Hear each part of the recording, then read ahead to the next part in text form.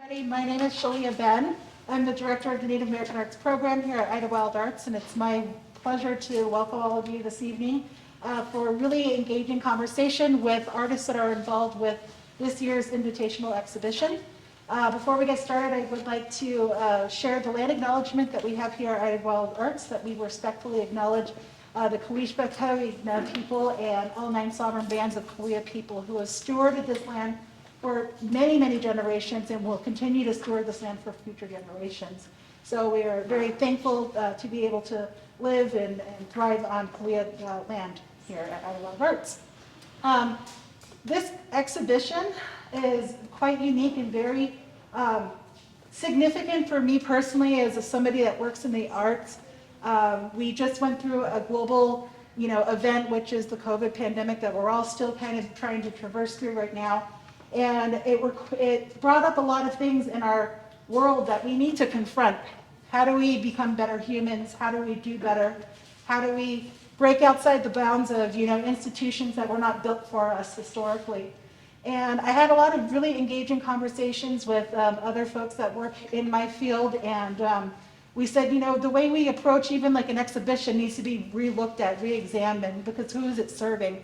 Who benefits from it? So every little step along the way, we kind of broke outside of that mold, and we said we can and should do better.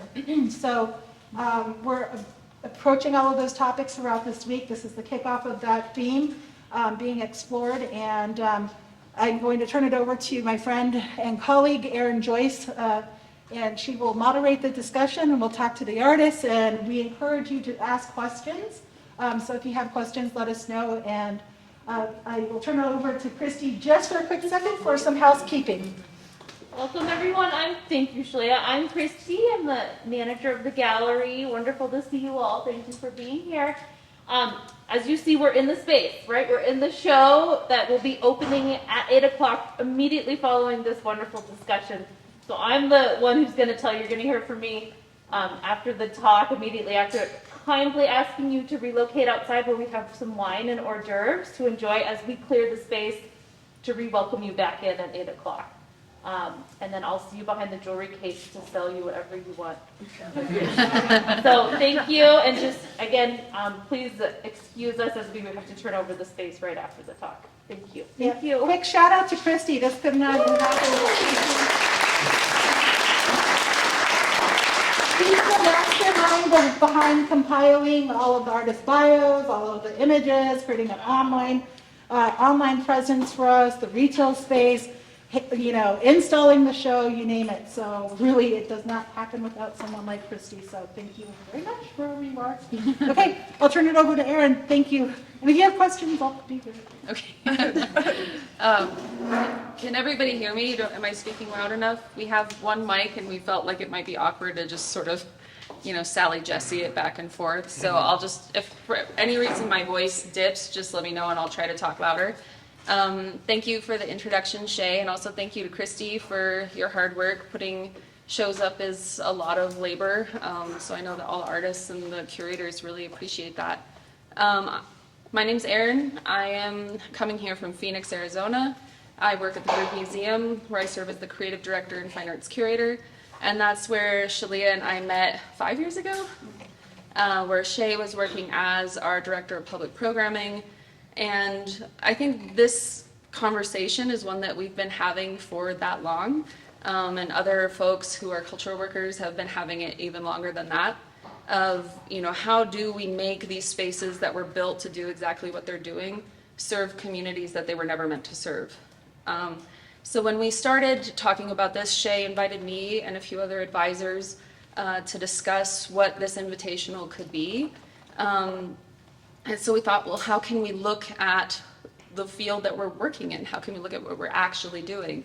And I met these two bright curators, Roshii Montaño and Ninabah Winton, also at the Heard Museum through a fellowship program that we've had at the museum for the past several years.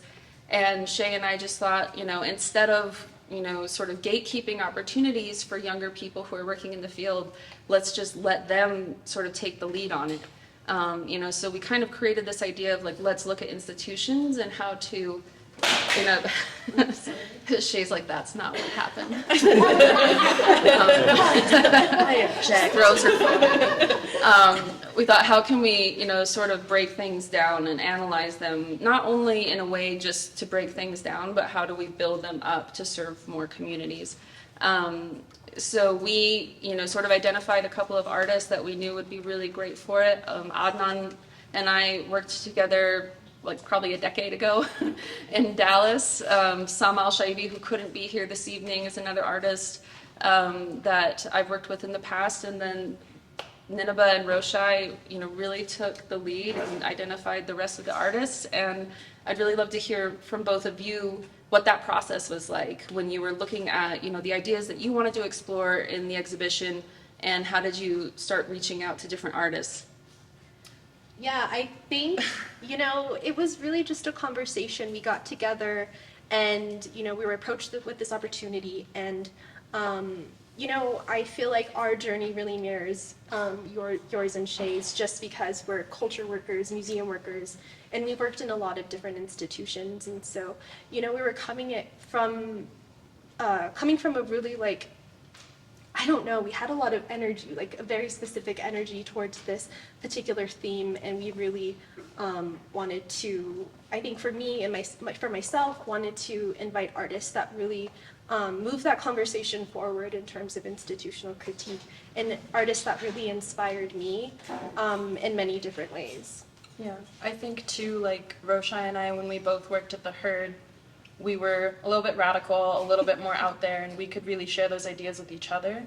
And so a lot of that energy kind of went into this show, and that the artists that we really, really like and want to work with, you know, a lot of you guys are on stage, obviously, but it was also about bringing more of that radical energy and more of like breaking those barriers down, because those are the artists that we want to see in institutions like this, like doing, you know, wild things, critiquing the institution, but also just like creating spaces where queer artists can be, like non-binary artists can be, like pretty much all of that was really important to us.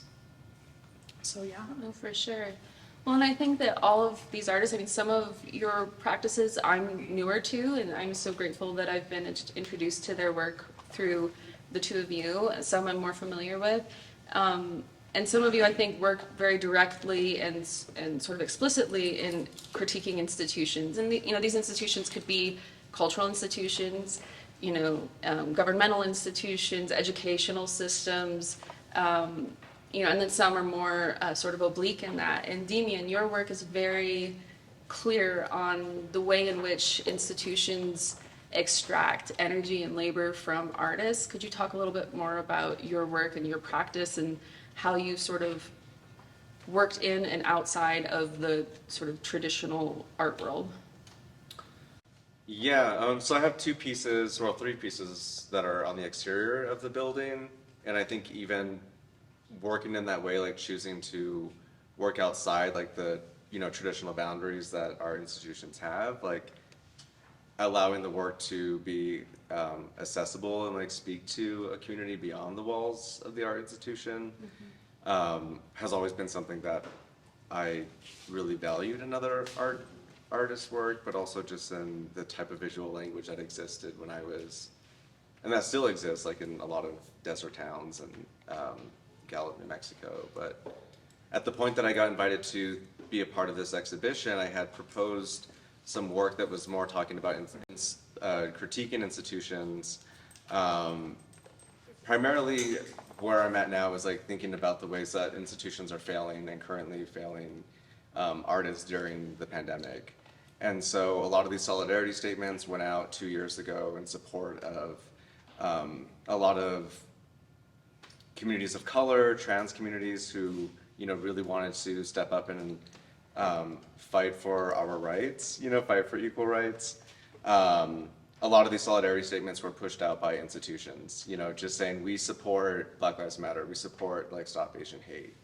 But then following up, as soon as things start opening back up, as soon as we start re-engaging with the world, we're just hit like back into the same game. Like nothing has changed. Institutional power hasn't changed. The conversations that are happening haven't changed. I mean, you know, I think it's great that some people of color are stepping into these amazing roles that have been denied our communities for the longest time. But at the same time, it still keeps the same thing like in position. It's not about completely like asking us what we want, how we envision it to be. It's like we're inviting you in to still legitimize the work that we're doing and to make no changes whatsoever during this time. A lot of the work that you'll see kind of out here is asking artists, to remember that time period 2 years ago when we were all signing up to these things, when we wanted to fight for a better world. And how quickly we just like went right back into the same shit because the pandemic was heartbreaking. It was the hardest thing that a lot of people have had to like live through.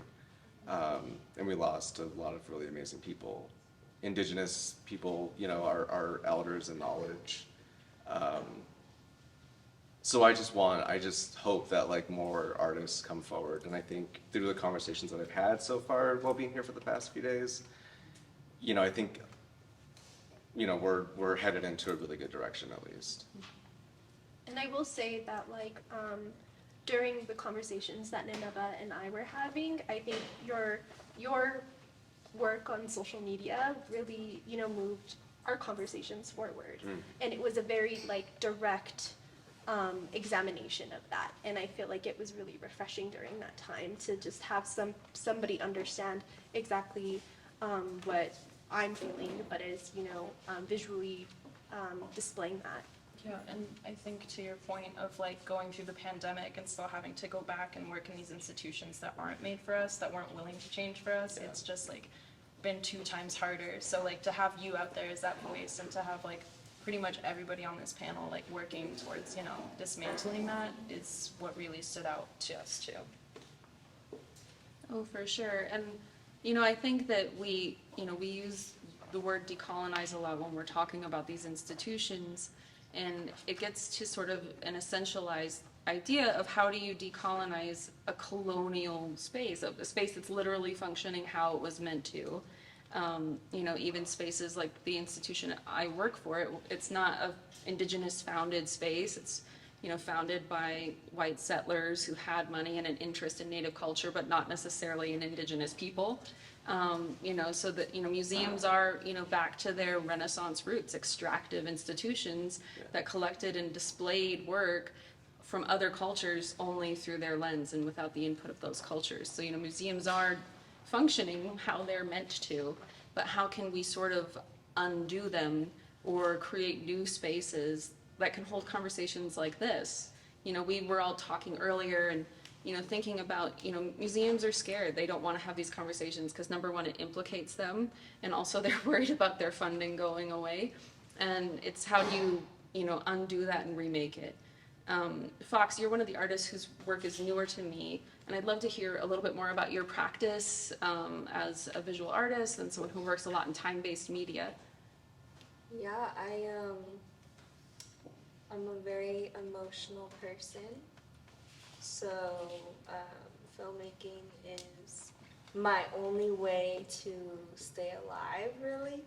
It's like the editing process, the filming process, I film every day. Like I have my phone, I have little camcorders that my dad gave me, or like just little ones, very accessible, cheap, things that I can like just find or replace if I break them. And I'll film every day, anytime. And that's like the best part of it, that's the good. And then the editing part is definitely the bad and the ugly. Because that's when I have to be stressed out or like, angry or sad or something negative is going on, and the editing process is like a way to put it somewhere, because I don't want it anymore. Yeah. I don't want to feel it anymore. So it's like it's just a back and forth type of thing. And I think mental health is something that I want to see being part of at least my area more so. You know, I can't speak for everyone, but I know that it's not spoken about with my family a lot. Yeah. And, you know, art is such a powerful way to handle negative emotions and positive emotions too, you know, but it's a real powerful way to do it. So that's what film is That's for for me. you. Yeah. For sure. Well, and I think, you know, you bringing up mental health kind of circles back to some conversations that we were having as a group earlier, is just, you know, even like Demian said, these institutions aren't prioritizing the relationship with the artists or even thinking about how to support them or their mental health. And it's really just, you know, what can we take from the artist to put in our gallery, and then we, you know, can promote it and, you know, cover the budget and all of that. But then what happens to the artist? It's very transactional, and it doesn't feel like emotionally supportive, even though we work in a very, you know, emotionally evocative field. Art and cultural workers, you know, we do this stuff because we care and we want to have these conversations, but sometimes the institutions just won't hold that space. Tyrrell, I'd love to also hear about your work, especially coming from, you know, like we were talking earlier, you know, we've all, you know, worked at the Heard Museum, and, you know, weavings are such a huge part of our collection, and obviously such a part of Diné culture. I'd love to hear about your process when you're working. Oh, it is a fun field of chaos. I feel like my bloodline comes from a lot of helicopter people who like to really hyper-focus and hyper-fixate on certain tasks, but it really speaks in the work ethic. My people are really kind, they're very loving, but they show their love through work. So I think that a lot of what I do is based in learning and flourishing in the dysfunction, both be it in a colonized institution kind of setting, or whether it be just in societal eyes. A lot of my work encompasses how I can further the message of this really underrepresented and misinterpreted life way. You know, not just cutting, you know, I'm a sheep herder. It's by theory and by process of Western expansion, theoretically, not only should this bloodline and kind of work not exist, but also my medium that I express that through. And a lot of my work is really just kind of finding ways to better capture this image of this life. Like, we can talk about it in you know, in conversation, but what does that look like? What does this kind of living, you know, do for people? You know, it's provided a lot of sanctuary for the misfits in my part of the world. I was telling these beautiful human about it usually fosters addicts, you know, the queers, the people who, you know, don't really have a place in the spaces that, you know, where I come from have. And it's beautiful to see these spaces really further be set and well ingrained still in the land, you know. Theoretically, we have zero resources to operate and to actually do these things, but the fact that they're still flourishing and really taking care of me, you know, I'm a 6th generation weaver, and it's done wonders for my family for this long, so it's interesting to use those same tools and apply it within my own life and my practice. So, like I said, organizing the chaos. No, for sure. And, you know, like what you said, like, you're not only your community and your family, but the work that you do isn't supposed to exist anymore based on sort of the mandate of so-called America. Yeah. You know, so you doing this work is like one of the greatest forms of institutional critique, because you're like, I'm here and I'm like fighting against like everything that tried to erase me. I mean, literally everyone here has like experienced some sort of generational displacement as well. I also, like, whether that's colonization or immigration, the other thing that's really important is that something I once talked to Roshii about, I was like, why do you like writing so much? Because it gives me so much anxiety. But she told me once that like she has this feeling sometimes that she just needs to get out. And I think sometimes when you're working in an institution, you're like caught up in romanticizing the art or making it positive, and you don't get to explore these like really deep human emotions, or you don't get to put something on display that says KKK colonization kills because people think that you're taking shots, but it's also Tyrrell's lived experience. And that's really important that we make space for that. No, 100%. 100%. Well, and speaking of immigration, we have Gerald's piece right here. And Gerald, you're from this land, this community, and I'd love to hear about your experience, not only teaching at this institution historically, but how being part of like where you're from informs your work. Yeah, so I was in my first show in 1991, so I've been doing it a while, and I introduced myself to a couple of these people. I was like, I'm a veteran emerging artist. And one of the things I've said over the last 30 years is the hardest thing for a Native artist is to show your work where your own community can see it in a professional setting. Yeah. And there are not a lot of contemporary art centers, right, in our tribal communities. And so, being part of my community, also being part of the institution. I'm a college professor, right? And I hear that word decolonize a lot, but I see the social discourse going on because I'm also a citizen of the 21st century, right? And what I saw rise up the last 5 or 6 years of this anti-immigrant kind of sentiment in this country, and I noticed very much a lack of a Native input on that discussion, which is obvious, right? So I felt like it was important for me to do something in my work. And the process is branding, so I heat up branding irons that I make, and then I'm destroying the paper in a lot of ways. And it's kind of a violent process. And the first one I did was in 2006, and I didn't return to these until 2016 during the election, because I saw the violence that was happening in our country, And so that's why I wanted to express that. So it's kind of in the work, but it's also, the word amnesia, and so oftentimes we see people, Americans particularly, forget, right, the history and cherry pick the history. And so I just, it's not about, for me, it's not about self-expression, it's about that obligation, responsibility to speak up and to represent, right, for my community and to make a statement. And I think, you're right, like pot shots, right? Some people can think of it that way, but I think I think what we need artists with courage, we need curators with courage, we need museum directors with courage.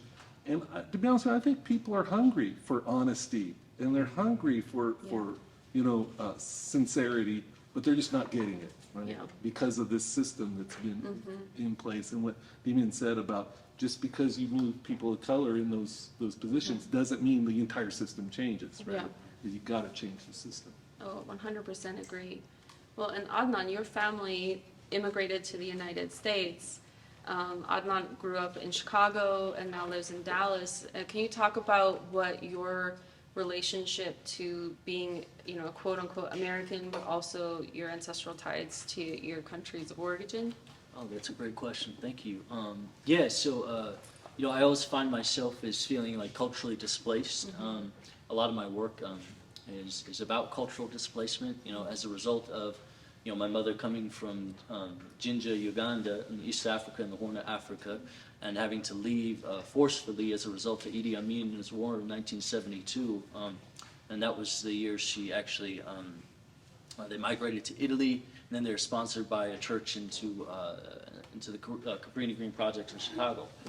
So, there was a lot of, assimilation that happened along their journey, and I think the sense of identity of even themselves identifying who they were and how they practiced who they were, it had to undergo America, and it had to be silenced a lot, right? To the point where, I wasn't always taught like my maternal language, right? So that was always a journey for me as well, understanding that identity and going back to Africa and feeling a sense of homeness and belonging, right? And then having to come back to America and experience what America is, right? I mean, I lived in a northwest suburbs of Chicago, so it was very homogenous. So you had to understand, what you believed in, what you stood for, and how that influenced you. So, and my father, he was from Hyderabad, India, and you know, his family was like I could say like royal lineage. They used to defend the king in Hyderabad, and basically he formed an army, and it was to defend the state of Hyderabad, and the royal family kind of pulled the rug out from him, and he had taught all the children and all the women how to fight the Indians that would come invade, like the state of India. And so they imprisoned him for 10 years as a result of this, and then they kind of exiled our family to Pakistan. So that's why, you know, even curating the show, it's always hard for me to answer, because like, well, where are you from? I'm like, well, I think it's Pakistan, but it's also India, but it's a hard question because it wasn't that initial transition that happened in the 40s, right? So I try to explore this with my own craft and language that I'm creating. It's my own language in a sense.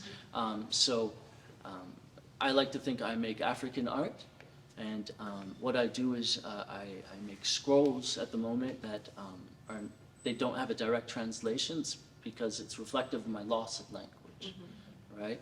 And so each form has a really strong notion of narrative and oral history tied into it.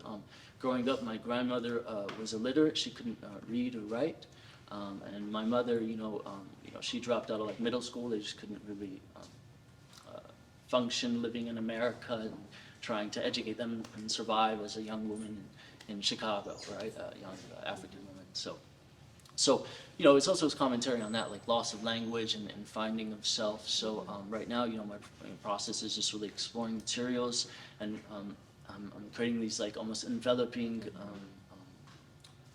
scrolls that really envelop you as you stand in front of it, because usually when you see things like this, it's very tiny, right? So this is me expressing myself to invite you into experience it, right? And I like to call it African art too, because it addresses a bilateral communication that has to, I believe, as a society we have to undergo.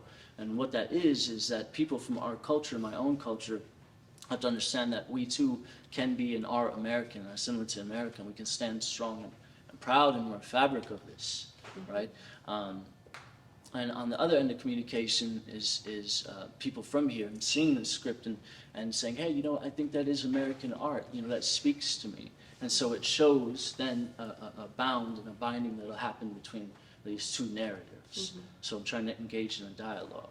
And another one is having a self-reflection and confrontation. So those that associate Arabesque script, particularly from South Asian or Arab lands. So usually when I tell them this is African art, they have somewhat of a bias, right? So it's to allow us internally to confront our bias. You see, so that's why I engage in the way I do. Yeah. And earlier we were all talking about, and you mentioned this, and I'd love for you to talk a little bit more about it, and then for everyone to sort of join in about this idea of futurism. Is, I think especially often from an institutional standpoint, when we're looking at indigenous cultures from so-called North America, it's often through a historiographic lens. A lot of museums are just so willing to show, as Edgar Heapofbergs would call it, like indigenous artifacts and not like contemporary work, which basically, sort of just exacerbates erasure of indigenous communities. It puts everything through this past lens instead of a present and future lens.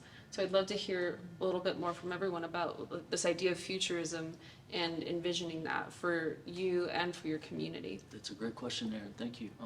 So my work addresses futurism. So in a way, like currently I call my scripts like abstract futurism motifs. So they're motifs based on like ancient forms, but I've engaged with them through like, they're almost like digitally influenced, right? So that in itself is like a futurism like engagement in my process. But I do this to think, 100 years from now, as people look at the work, like I think it will engage in that time more than it is now, and it's to create that setting, that transcendence that, yes, we are here, and these are enveloping works, and it sets our precedence. Like, you cannot push me away and pass over me, ignore me. It's too big, So that's how I address it. I think the rhetoric that we use as well is really important. I have the lovely pleasure of having a medium that goes, back millennia, has yet to change mechanically in a really, really long time. Also, the the traditional designs that are set in place are integrated via institution. So even that creates this sense of dysphoria of like, what do we make next? You know, when people are really ingenious and really apply everything that they see in the world. A lot of these designs that you see on the wall, you know, they came from little pamphlets that traders would show a lot of these weavers in these communities and say, hey, can you make something like this? This really sells, you know? And weavers taking their own interpretation into that. So at least the work that I do now, you know, exploring what sheep herding is and kind of seeing how that ties into this whole process, being that I predominantly produce all of my fibers slash, you know, do everything from the get-go, sheep to loom. Not only is that dying out, but it's not practical. Like I said, it shouldn't really be around. And it, like I said, culture is not stagnant. It's supposed to be fluid, amorphous, multifaceted, and it's fun to play with that. You know, I was telling these people that I get the benefit of being a little unknown in my communities because I get to express that. You know, it's nice to have the critique from people and have the conversation about it. But in terms of developing work, it's almost nice to incubate, marinate a lot of all of this, you know, tomfoolery. We talked about marinating in trauma earlier. Yeah, that's part of it. You know, like even in a cultural sense, I feel like it kind of came from a colonized background, no doubt, but the idea of tucking away feelings, it's like, I was always told, you weave when you're happy, you know, you integrate that into what the weaving is and what it becomes as a living entity. But, you know, life's not all sunshine and giggles. Like, I think about this piece, like, specifically in this area right here, like crying on the phone with my sister via, you know, life that has been thrown in her path. And yeah, I don't know, I think that's really important to integrate, and have space to share that, you know, share this vulnerability that we're all really scared from scared and running from. But yeah, again, fluidity, movement, amorphous, good things to have.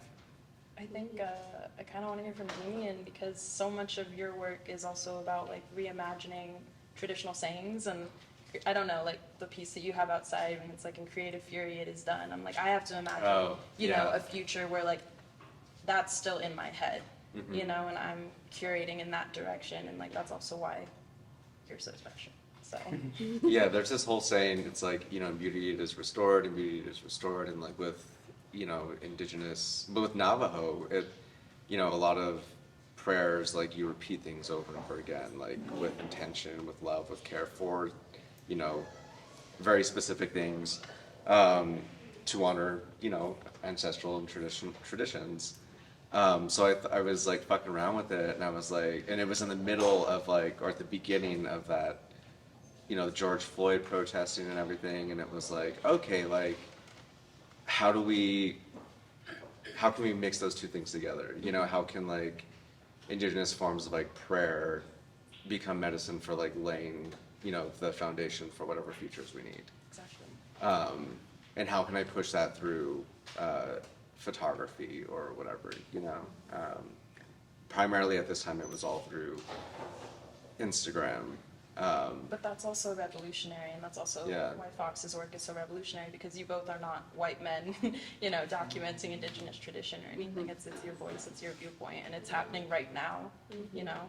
So I love, again, like Roshii was saying, the fact that we were looking at your Instagram posts first and trying to figure out how to get those in the show was like a part of our discussion, because they were just so loud, you know, and it's ingenious. It's just from your bedroom. It's critique from anywhere, essentially. So yeah. Yeah, I'm always a teenager on my phone. Just scrolling through my photos and making shit on Instagram.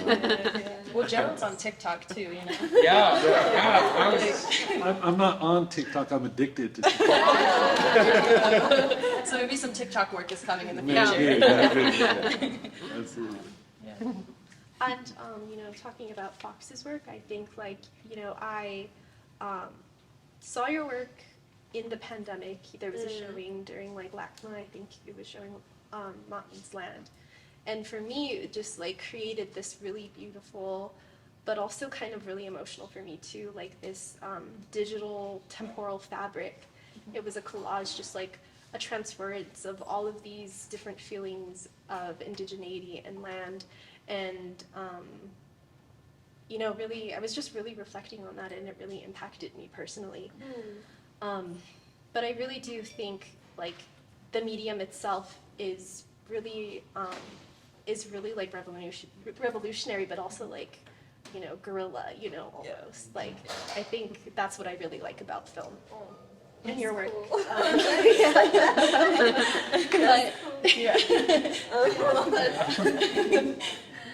Dang.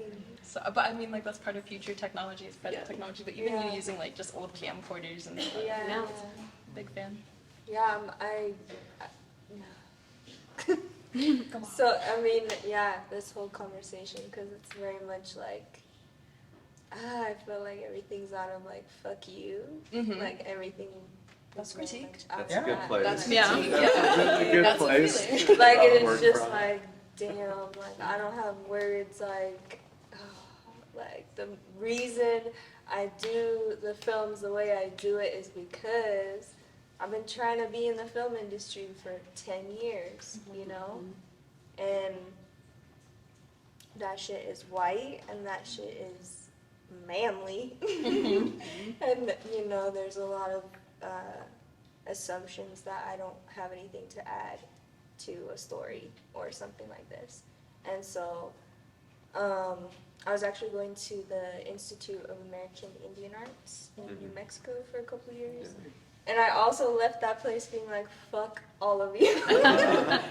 Because, man, like, oh man, like all the instructors, all the other students, everything was so rigid. Everything was so much based off of like what Hollywood is doing or what has been done already. And it's like, I didn't really want to sit there, because I was older than all the students, like 10 years older, and all these kids are coming probably off their res for the first time, like living on campus, and it felt really wrong to like sit in a classroom and have them hear like, okay, these are the formulas that you have to stick to, and if you want to be successful, you have to make money, and you have to do this, and you have to like approach things in a very particular way, and all of what we were being taught is like bullshit, you know? It's very commercial. Yeah, and it's like, Market yourself. who Yeah. the hell is gonna tell your story? Mm-hmm. You know, if it's not you, then what the fuck are you doing? Yeah.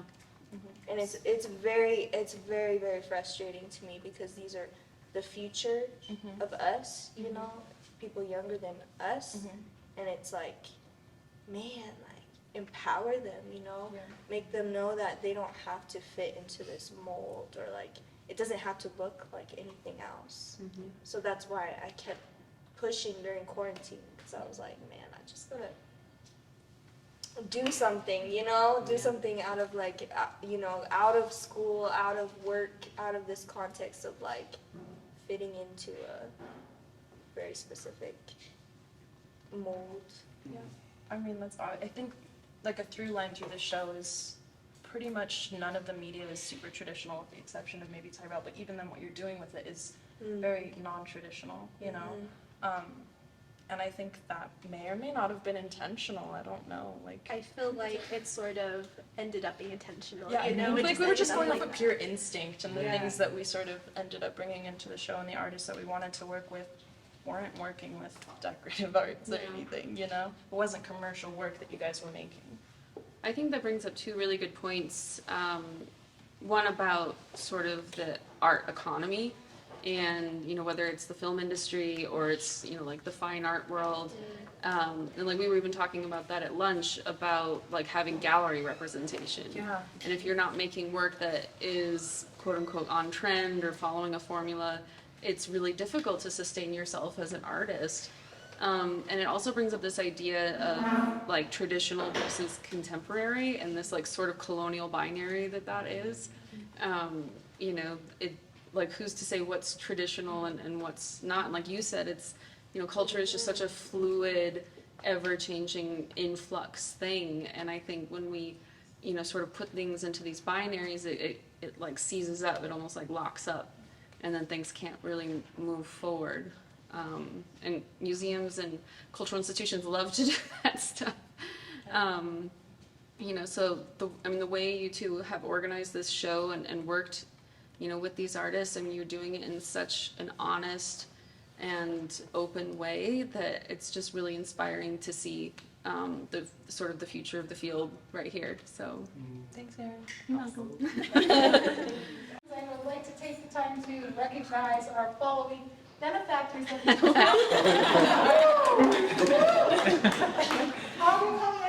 Kumeyaay Indians.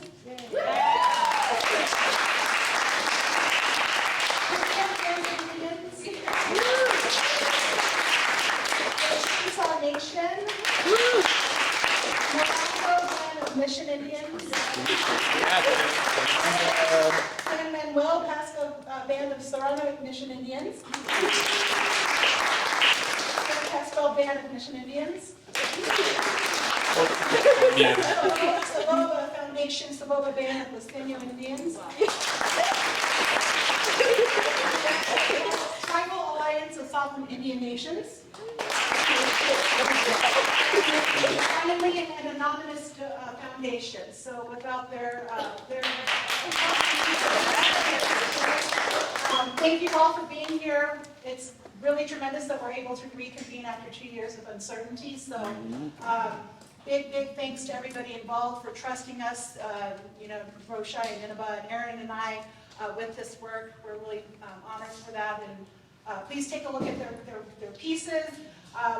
As Christy mentioned at the very beginning, if you will go outside and grab, an hors d'oeuvre. We also have Freddie Bitsioui with us. He's kind of like our resident chef here during the summertime. And he just came out with a tremendous book called New Native Kitchen, which you can purchase here. He's outside and writing some food taste testing.